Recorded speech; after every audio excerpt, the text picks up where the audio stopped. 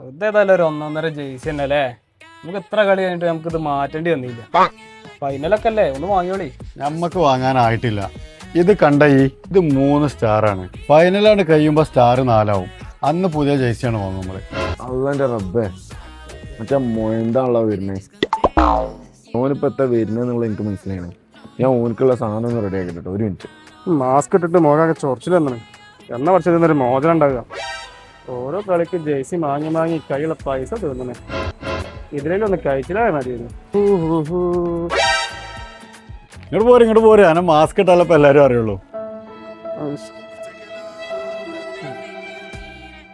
സ്വകാര്യം പറയും ഒന്നും വേണ്ട. നമുക്ക് മാണ്ടിയ സാധനം ഞാൻ ഇവിടെ എടുത്ത് എന്നാ കൊണ്ടുപോയിക്കും. എനിക്കിതൊന്നുമല്ല വേണ്ടിയേ. പിന്നെ ഇപ്പൊ ഏതാ എനിക്ക് വേണ്ടിയേ? എനിക്ക് അർജന്റീന വേണ്ടിയേ.